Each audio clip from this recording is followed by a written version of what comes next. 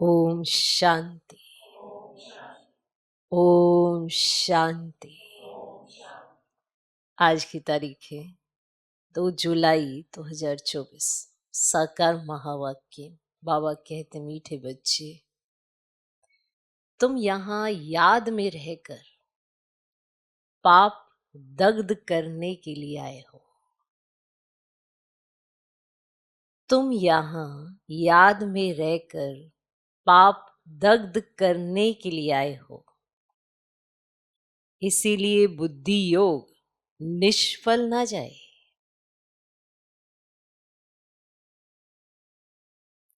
इसीलिए बुद्धि योग निष्फल ना जाए।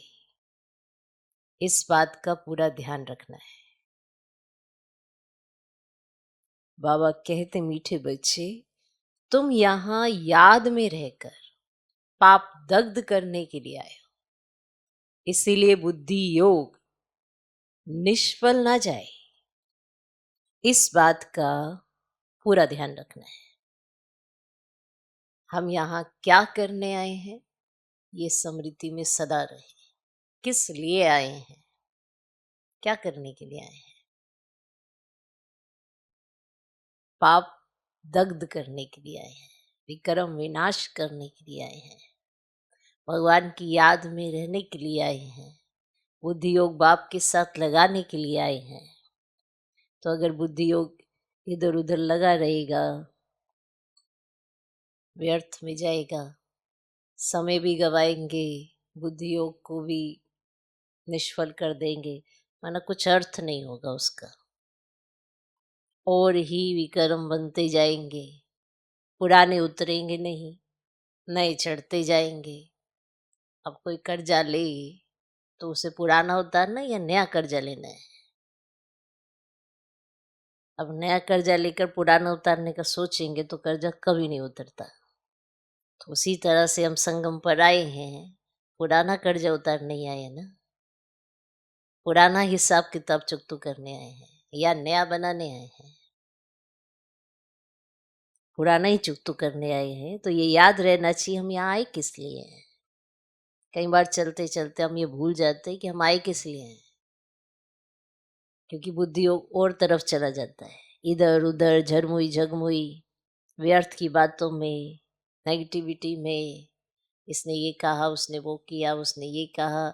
इसमें जब हम बाबा के बने थे, क्या 10-12 लोगों के साथ बने थे,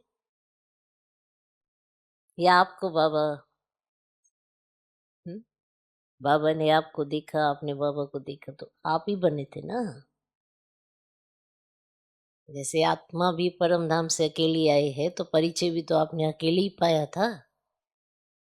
परिचय पाने के लिए भले साथी आपके साथ कितने भी आए हों, पर सब नंबरवार ही तो थे। फिर हम जब बाबा के बन जाते हैं, थोड़ा समय हो जाता है, फिर इसको उसको देखकर क्यों हम चलते हैं?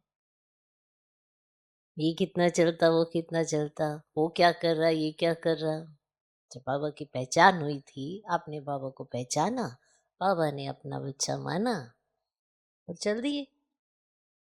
अब भगवान को भाई बहनों के आधार पर क्यों परखते हो? इसीलिए बुद्धि योग निष्फल चला जाता है, इधर उधर बुद्धि योग लगा देते हैं। क्लियर? यहाँ किस लिए आए हैं, ये बार बार अपने आप से पूछते ही रहना चाहिए कि हम आए किस लिए हैं। क्योंकि हम भूल जाते हैं ना कि हम किस लिए आए हैं। फिर ऐसा लगता है बस खा रहे पी रहे सो रहे जाग रहे, यहाँ आए किस लिए हैं? हर कर्म करते हुए याद की यात्रा सहज कैसे हो सके, हमारे पुराने भी कर्म विनाश कैसे हो सके, इसके अभ्यास को करने के लिए तो आए हैं। मधुबन घर में जाते हैं, क्या करने जाते हैं? सबसे मिलने जाते हैं। हाँ, घर गृहस्थ में रहते बुद्धि योग इधर उधर रहता है, तो सब तरफ से बुद्धि योग हटाए बाबा के साथ लगाने जाते हैं ना, कि वहाँ सहज लगेगा। वहाँ वायुमंडल है, वाइब्रेशंस हैं, तो इसीलिए समझते हैं सहज लगेगा। अगर वहां भी जाकर इसमें उसमें ही फंसेंगे तो सब निष्फल हो जाएगा। तो ये तो अपने आप से पूछना ही पड़ेगा ना, हम यहाँ क्या करने हैं। इसलिए हम कई बार समझाते, बार बार कहते हैं, जब भी बाबा के घर में जाए, चाहे सेंटर पर जाए, चाहे कहीं पर भी जाए, किसी को देखने मत जाए। कौन क्या कर रहा क्या नहीं कर रहा उसमें आपका कोई मतलब ही नहीं है। उसका खाता भगवान के पास, जैसे आपका खाता भगवान के पास है। अगर मेरा सारा खाता भगवान खोल दे सबके सामने तो कैसा लगेगा। तो सबका खाता भगवान के पास है ना, तो हमें क्यों चिंता है कि कौन क्या कर रहा है क्या नहीं कर रहा। हम तो यहाँ पर अपने पाप दग्ध करने आए हैं। जो विकर्म हुए हैं उनको विनाश करने आए हैं, इसीलिए आए हैं ना। बाकी तो सब साधन बनाए बाबा ने कि सेवा का जरिया है, मनसा वाचा कर्मणा। तीनों के आधार से आपका बुद्धि योग मेरे साथ लगा रहेगा, और कोई कारण नहीं है। बाबा ने ऐसे कोई समाधि योग नहीं सिखाया है, सन्यासी योग नहीं सिखाया है, राजयोग सिखाया है। हर कर्म करते मेरी याद कैसे रहे, ये विधि बताई है, और कुछ नहीं कहा है। फिर भी हम भूल जाते हैं हम यहाँ क्या करने आए। इसीलिए अपने आप से पक्का करें कि हम यहाँ क्या करने आए हैं। अपने पाप दर्द करने आए हैं, ना कि दूसरे के पाप देखने आए हैं। जैसे हम आए वैसे दूसरा आया, दूसरे से भी विकर्म होते होंगे, कोई अभी भी बना देता होगा। तो सबका खाता किसके पास है, बाबा के पास है ना। इसीलिए कई भाई बहनों के आधार पर बाबा को परखने लगते हैं। तो जब बाबा के बने थे तो कब भाई बहनों के आधार पर बने थे। बाबा ने आपको देखा, आपका सारी जीवन कहानी बाबा के सम्मुख थी, बाबा ने अपना बना लिया। तो इसलिए याद रहे कि हम यहाँ क्या करने आए हैं। तुम यहाँ याद में रहकर पाप दग्ध करने के लिए आए हो, इसलिए बुद्धि योग निष्फल ना जाए, इस बात का पूरा ध्यान रखना है। आज का प्रश्न, कौन सा सूक्ष्म विकार भी अंत में मुसीबत खड़ी कर देता है। कौन सा सूक्ष्म विकार भी, माना लेंगे आप उसे हल्का सा, उस विकार को हल्के में लेंगे, लेकिन वो अंत में मुसीबत खड़ी कर देगा।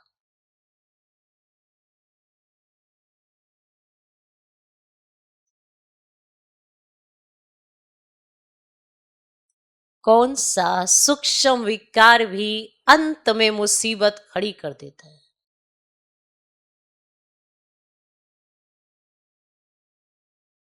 सूक्ष्म में होता है, क्योंकि कई बार हम सोचते हैं बाबा के घर में आ गए, हम तो सब छोड़ के ही आए हैं।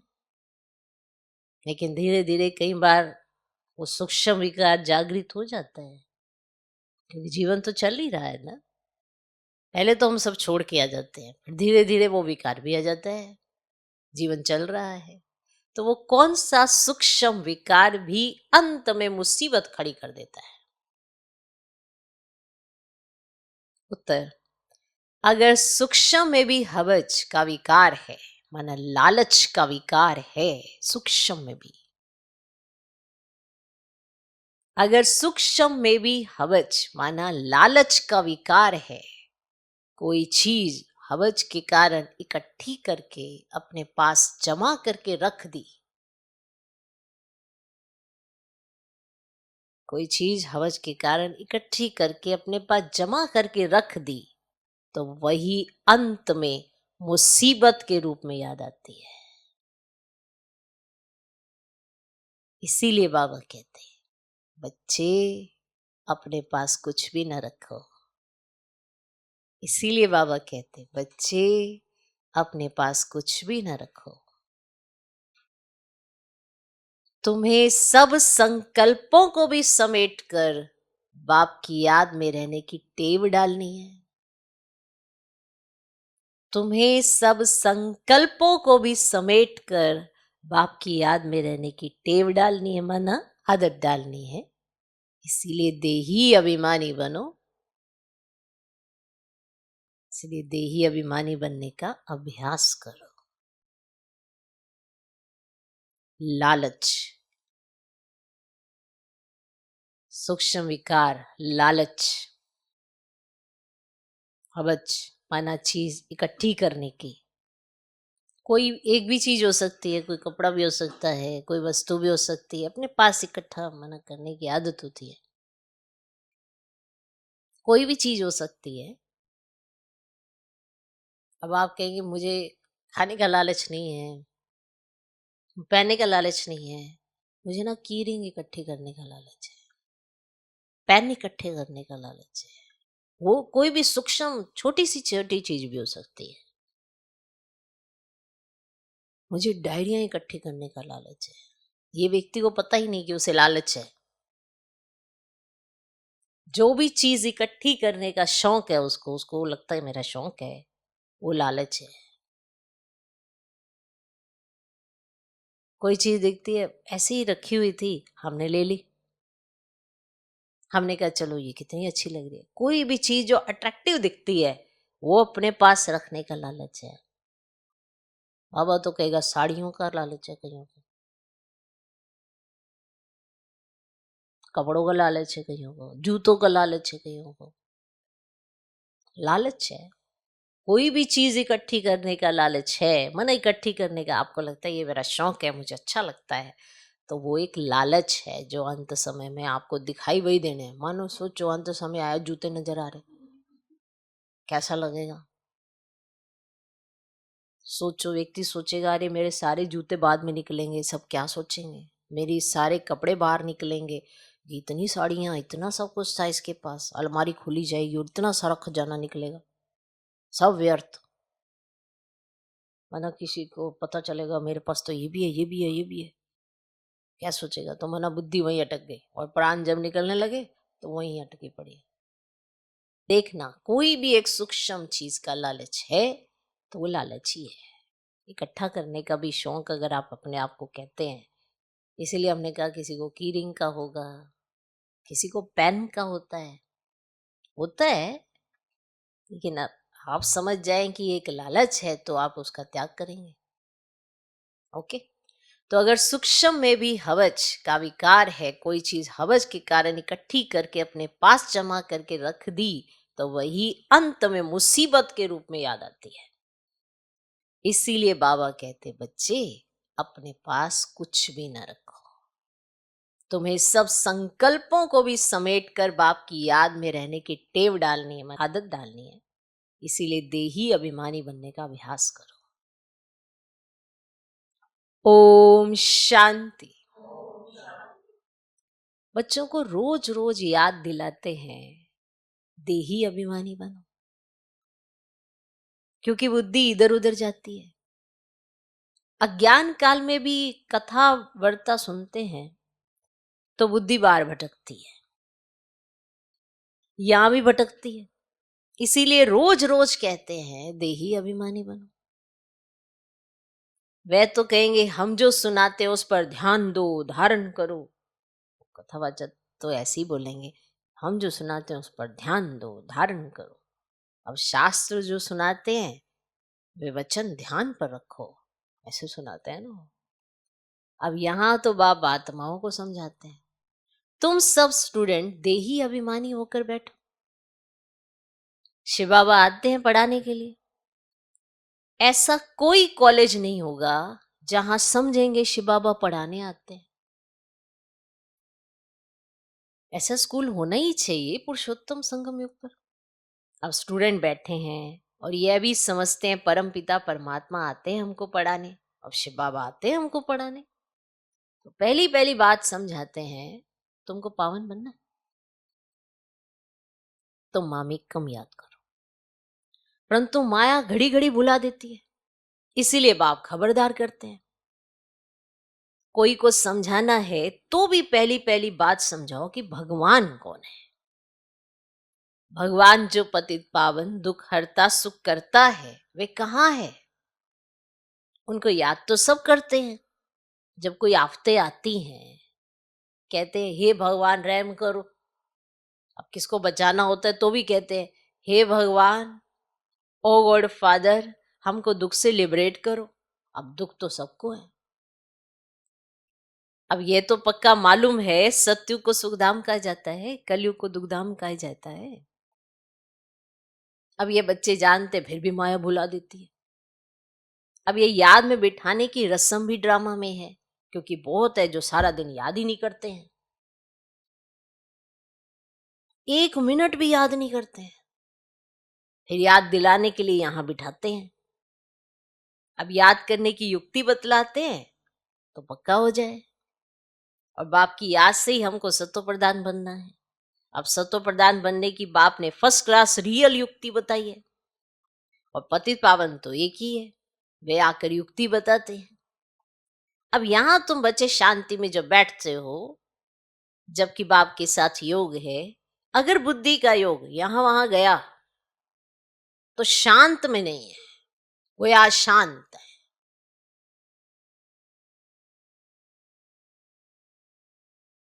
जितना समय यहां वहां बुद्धि योग गया वह निष्फल हुआ, क्योंकि पाप तो कटते नहीं, और बुद्धि योग यहां वहां चला गया तो निष्फल गया, समय भी व्यर्थ गया, बुद्धि योग भी व्यर्थ गया, और पाप तो कटता नहीं, निष्फल हुआ। दुनिया ये नहीं जानती कि पाप कैसे कटते हैं, ये बड़ी महीन बातें हैं। तो बाप ने कहा है मेरी याद में बैठो। तो जब तक याद की तार जुटी हुई है उतना समय सफलता है। तो जब तक याद की तार जुटी हुई है उतना समय सफलता है। जरा भी बुद्धि इधर उधर गई तो वह टाइम वेस्ट हुआ, निष्फल हुआ। और बाप का डायरेक्शन है ना कि बच्चे मुझे याद करो, अगर याद नहीं किया तो निष्फल हुआ। इससे क्या होगा? तुम जल्दी सतो प्रधान नहीं बनेंगे, फिर तो आदत पड़ जाएगी, ये होता रहेगा। आत्मा इस जन्म के पाप तो जानती है, जानती है ना, इस जन्म के पाप तो जानती है। भल कोई कहते हमको याद नहीं है, परंतु बाबा कहते हैं 3-4 वर्ष से लेकर सब बातें याद रहती हैं। शुरू में इतने पाप नहीं होते हैं जितने बाद में होते हैं। दिन प्रतिदिन क्रिमिनल होती जाती है। त्रेता में 2 कला कम होती है, और चंद्रमा की 2 कला कितने में कम होती है? धीरे धीरे कम होती जाती है। फिर 16 कला संपूर्ण भी चंद्रमा को कहा जाता है, सूर्य को नहीं कहते। अब चंद्रमा की है 1 मास की बात, और यह फिर है कल्प की बात। दिन प्रतिदिन नीचे उतरते जाते हैं, फिर याद की यात्रा से ऊपर चढ़ जाते हैं। फिर तो दरकार ही नहीं जो हम याद करें और ऊपर चढ़े। और सत्युग के बाद फिर उतरना है, और सत्युग में भी याद करें तो नीचे उतरे ही नहीं, और ड्रामा अनुसार उतरना ही है तो याद ही नहीं करते हैं। और उतरना भी जरूर है, फिर याद करने का उपाय बाप ही बतलाते हैं, क्योंकि ऊपर जाना है। तो संगम परी बाप आकर सिखलाते हैं कि अब चढ़ती कला शुरू होती है, हमको फिर अपने सुखधाम में जाना है। तो बाप कहते हैं अब सुखधाम में जाना है तो मुझे याद करो। अब याद से तुम्हारी आत्मा सत्व प्रधान बन जाएगी। क्लियर? कैसे बनेगी? तुम दुनिया से निराले हो, और बैकुंठ दुनिया से बिल्कुल न्यारा है। और बैकुंठ था, अब नहीं है, कल्प की आयु लंबी कर देने के कारण ना भूल गए हैं। अभी तुम बच्चों को तो बैकुंठ बहुत नजदीक दिखाई देता है, बाकी थोड़ा टाइम है, और याद की यात्रा में ही कमी है, इसीलिए समझते अभी टाइम है। और याद की यात्रा जितनी होनी चाहिए उतनी नहीं है। तुम पैगाम पहुंचाते हो ड्रामा के प्लान अनुसार, कोई को पैगाम नहीं देते हैं तो कोई सर्विस नहीं करते हैं। और सारी दुनिया में पैगाम तो पहुंचाना है कि बाप कहते मामी कम याद करो। और गीता पढ़ने वाले जानते हैं एक ही गीता शास्त्र है जिसमें ये माँ वाक्य है, परंतु उसमें श्री कृष्ण भगवान वाच लिखती है तो याद किसको करें? भल शिव की भक्ति करते हैं परंतु यथार्थ ज्ञान नहीं जो श्रीमत पर चले। तो इस समय तुमको मिलती है ईश्वरीय मत और इनके पहले थी मानव मत, और दोनों में रात दिन का फर्क है। मानव मत कहती है ईश्वर सर्वव्यापी है, ईश्वर की मत कहती है नहीं। मतलब मानव कहता ईश्वर सर्वव्यापी, और ईश्वर खुद आकर कहते हैं क्या कि नहीं, अगर मैं सर्वव्यापी होता तो तुम्हारी ये हालत होती क्या? कमाल है। मैं आता हूं तो तुम्हें सुधारता हूं, तो अगर यही होता तो तुम कैसे बिगड़ते? ईश्वर की मत कहती है नहीं। बाप कहते मैं आया हूं स्वर्ग की स्थापना करने, तो जरूर ये नरक है, यहाँ 5 विकार सब में प्रवेश है। और विकारी दुनिया है तब तो मैं आता हूं ना निर्विकारी बनाने के लिए। जो ईश्वर के बच्चे बने उनके पास विकार तो हो नहीं सकते। रावण का चित्र 10 शीश वाला दिखाते हैं, कभी कोई कह ही ना सके कि रावण की सृष्टि निर्विकारी है, ऐसा कोई कहेगा? तुम जानते हो भी रावण राज्य है, सभी में 5 विकार है, और सतयुग में राम राज्य कोई भी विकार नहीं। तो इस समय मनुष्य कितने दुखी है, शरीर को कितने दुख लगते हैं। अब यह है दुख धाम सुख धाम में तो शारीरिक दुख भी नहीं होते हैं। कहाँ? सुख धाम में तो शारीरिक दुख भी नहीं होते हैं। अब यहाँ तो कितनी हॉस्पिटल भरी हुई है, इनको स्वर्ग कहना भी बड़ी भूल है। तो समझ करोड़ों को समझाना है, वे पढ़ाई कोई को समझाने के लिए नहीं है। इम्तिहान पास किया और नौकरी पर चढ़ा। वो जो पढ़ाई करते हैं वो किसी को समझाने के लिए तो नहीं है, ये पढ़ाई पढ़नी भी है, दूसरों को समझाना भी है, और प्रारब्ध पानी है। उस पढ़ाई में तो आपने पढ़ा और फिर नौकरी पर चढ़ा। तो यहाँ तो तुमको सबको पैगाम देना है, सिर्फ एक बाप थोड़ी देंगे। जो बहुत होशियार है उनको टीचर कहा जाता है, कम होशियार है तो उनको स्टूडेंट कहा जाता है। और तुम्हें सबको पैगाम देना है, पूछना है भगवान को जानते हो? और वे तो है ना सबका बाप, है ना, तो बाप है ना सबका। तो मूल बात है ना बाप का परिचय देना, क्योंकि कोई जानते नहीं है। अब ऊंचते ऊंच बाप है, सारे विश्व को पावन बनाने वाला है। सारा विश्व पावन था जिसमें भारत ही था, और कोई धर्म वाला कह ही ना सके कि हम नई दुनिया में आए हैं। वे तो समझते हमारे से आगे कोई होकर गए हैं, और क्राइस्ट भी जरूर कोई में आएगा, उनके आगे जरूर कोई थे। तो बाप बैठ समझाते मैं इस ब्रह्मा तन में प्रवेश करता हूं। ये भी कोई मानते नहीं कि ब्रह्मा के तन में आते हैं। अरे ब्राह्मण तो चाहिए जरूर, और ब्राह्मण कहाँ से आएंगे?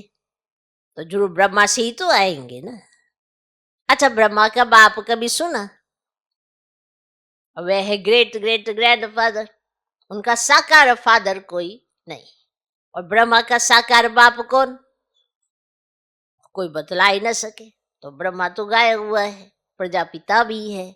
तो जैसे निराकार शिव बाबा कहते हैं, उनका बाप बताओ, फिर साकार प्रजापिता ब्रह्मा का बाप बताओ। और शिव बाबा तो अडॉप्ट किया हुआ नहीं है, ये अडॉप्ट किया हुआ है।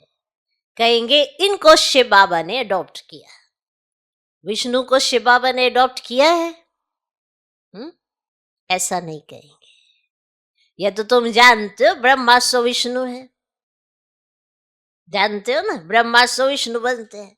एडॉप्ट तो हुआ नहीं। शंकर के लिए भी बताया है, उनका कोई पार्ट है नहीं।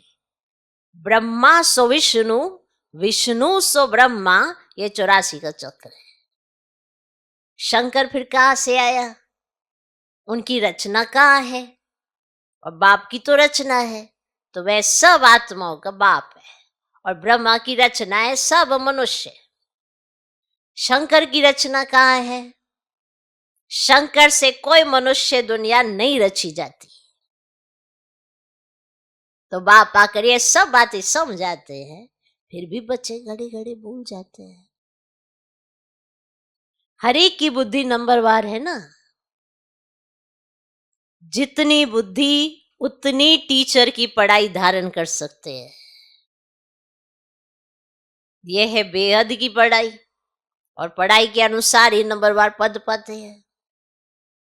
भल पढ़ाई एक ही है मनुष्य से देवता बनने की, परंतु डिनाइस्टी बनती है ना। ये भी बुद्धि में आना चाहिए कि हम कौन सा पद पाएंगे। अब राजा बनना तो मेहनत का काम है। अब राजाओं के पास दास दासियां भी चाहिए। अब दास दासियां कौन बनते हैं, यह भी तुम समझ सकते हो। नंबरवार पुरुषार्थ अनुसार हर एक को दासियां मिलती होंगी। तो ऐसा नहीं पढ़ना चाहिए जो जन्म जन्मांतर दास दासी बने। पुरुषार्थ करना है ऊंच बनने का। तो सच्ची शांति बाप की याद में। जरा भी बुद्धि इधर उधर गई तो टाइम वेस्ट होगा। निष्फल माना टाइम वेस्ट, कमाई कम होगी, सतो प्रधान बन नहीं सकेंगे। यह भी समझाया कि हाथों से काम करते रहो, दिल से बाप को याद करो। शरीर को तंदुरुस्त रखने के लिए घूमना फिरना यह भी भल करो, परंतु बुद्धि में बाप की याद रहे। अगर साथ में कोई हो तो झरमुई झगमुई नहीं करनी है। मानो आप दोनों साथ में कोई वॉक करने जाते हैं ना, तंदुरुस्त रखने के लिए, तो झरमुई झगमुई नहीं करनी है। अब ये तो हर एक की दिल गवाही देती है कि हम करते हैं नहीं करते, क्या करते हैं। बाबा समझा देते हैं ऐसी अवस्था में चक्कर लगा। पादरी लोग जाते हैं ना एकदम शांत से, ऐसे नहीं कि आपके साथ दो चार है, आप वॉक करने जा रहे हो तो भर जरमुई जगमुई करते जा रहे हो करते जा रहे हो, तो वो तो व्यर्थ ही चला गया ना सारा समय। इसलिए बाबा समझा देते हैं कैसी अवस्था में आप चक्कर लगाओ। पादरी लोग जाते हैं एकदम शांत में, तुम लोग ज्ञान की बातें सारा समय तो नहीं करेंगे। फिर जवान को शांत में लाकर शिव बाबा की याद में रेस करनी चाहिए।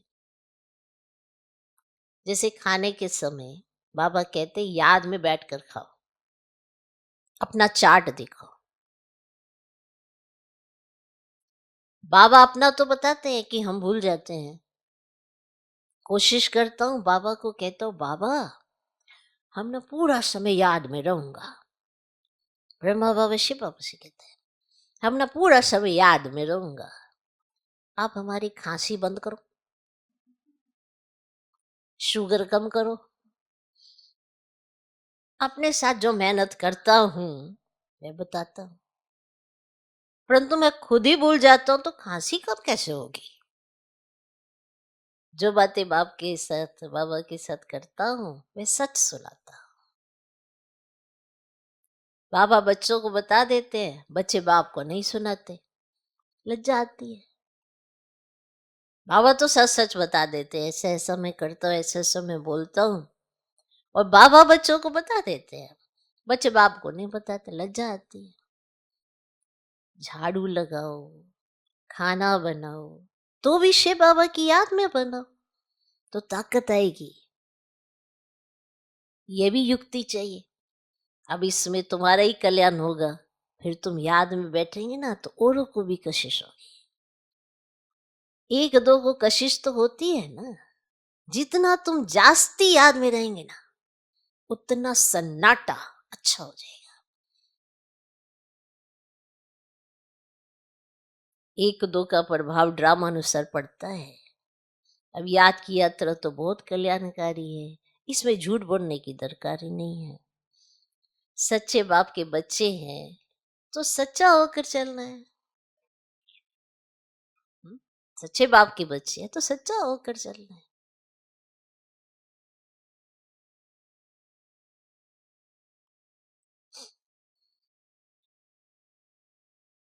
बच्चों को तो सब कुछ मिलता है, विश्व की बादशाही मिलती है तो फिर लोभ कर 10-20 साड़ियां आदि क्यों इकट्ठी करते हो? विश्व की बादशाही आपको मिलती है और फिर लोभ करके ये 10-20 साड़ियां आदि क्यों इकट्ठी करते हो? अगर बहुत चीजें इकट्ठी करते रहेंगे तो मरने समय भी याद आएगी। इसीलिए मिसाल देते हैं कि स्त्री ने उनको कहा लाठी भी छोड़ दो, नहीं तो यह भी याद आएगी। कुछ भी याद नहीं रहना चाहिए, नहीं तो अपने लिए ही मुसीबत लाते हैं। झूठ बोलने से 100 गुना पाप चढ़ जाता है। शिव बाबा का भंडारा सदैव भरा रहता है, जास्ती रखने की भी दरकार नहीं है। जिसकी चोरी हो जाती है तो सब कुछ दिया जाता है। तुम बच्चों को बाप से राजाई मिलती है तो क्या कपड़े आदि नहीं मिलेंगे? तो बाई चांस किसी की चोरी हो जाती है तो उसको दे देते हैं ना, ये चलो इसको थोड़ा, उसको तक सब कुछ दिया जाता है। और तुम तो फिर राजाई लेते हो तो तुमको क्या कपड़े आदि नहीं मिलेंगे? सिर्फ फालतू खर्चा नहीं करना चाहिए, क्योंकि अबलाएं ही मदद करती हैं स्वर्ग की स्थापना में। उनके पैसे ऐसे बर्बाद भी नहीं करने चाहिए। उनके पैसे ऐसे बर्बाद भी नहीं करने चाहिए। वे तुम्हारी परवरिश करती है तो तुम्हारा काम है उन्हों की परवरिश करना, नहीं तो 100 गुना पाप सिर पर चढ़ता है।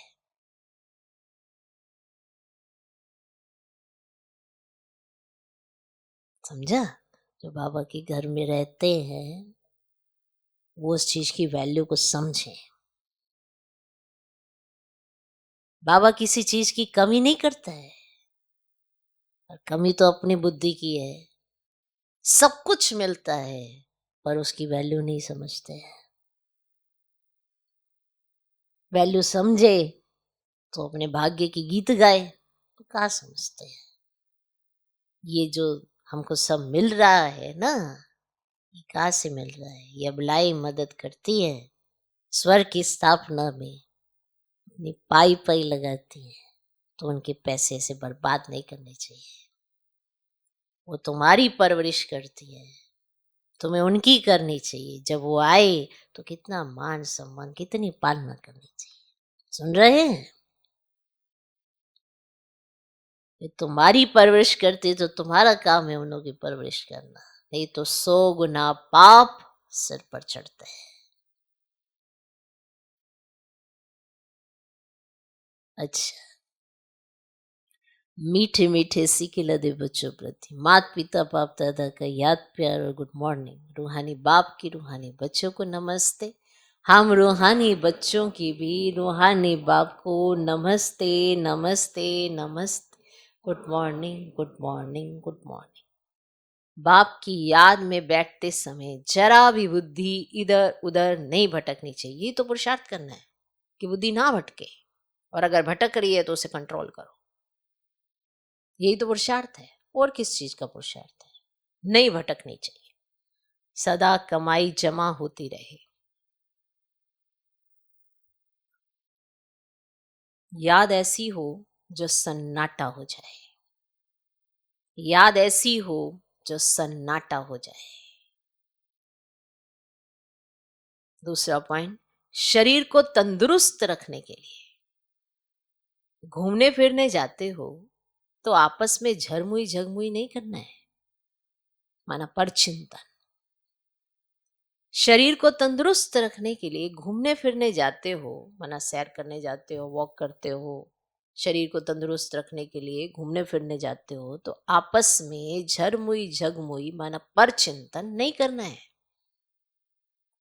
जबान को शांत में रख बाप को याद करने की रेस करनी है। जबान को शांत में रख बाप को याद करने की रेस करनी है। भोजन भी बाप की याद में खाना है, भोजन भी बाप की याद में खाना है। आज का वरदान, निश्चय बुद्धि बन, कमजोर संकल्पों की जाल को समाप्त करने वाले सफलता संपन्न भव। निश्चय बुद्धि बन, कमजोर संकल्पों की जाल को समाप्त करने वाले सफलता संपन्न भव। अभी तक मेजॉरिटी बच्चे कमजोर संकल्पों को स्वयं ही मर्ज करते हैं। सोचते हैं पता नहीं होगा या नहीं होगा, क्या होगा। ये कमजोर संकल्प ही दीवार बन जाते हैं और सफलता उस दीवार के अंदर छिप जाती है। माया कमजोर संकल्पों की जाल बिछा देती है, उसी जाल में फंस जाते हैं। इसीलिए मैं निश्चय बुद्धि विजयी हूं, सफलता मेरा जन्म सिद्ध अधिकार है। इस स्मृति से कमजोर संकल्पों को समाप्त करो। आज का स्लोगन। तीसरा, ज्वालामुखी नेत्र खुला रहे। ये दो नेत्र तो खुले रहते हैं, अगर बंद हो जाए, दिक्कत हो जाए, कुछ कचरा चला जाए तो कितनी परेशानी हो जाती है ना। तो ये है तीसरा, ज्वालामुखी नेत्र खुला रहे तो माया शक्तिहीन बन जाएगी। तीसरा, ज्वालामुखी नेत्र खुला रहे तो माया शक्तिहीन बन जाएगी। जैसे किसी को डराना होता तो ये आंखें बड़ी बड़ी करते हैं, आंखें बड़ी बड़ी कर देते। तो ये तीसरे नेत्र से जरा माया को देख लो, वो भी डर जाएगी। तो तीसरा, ज्वालामुखी नेत्र खुला रहे तो माया शक्तिहीन बन जाएगी। सदा खोल के रखो अपना तीसरा नेत्र, मजाल है उसकी कि वो आपके पास भी आ जाए।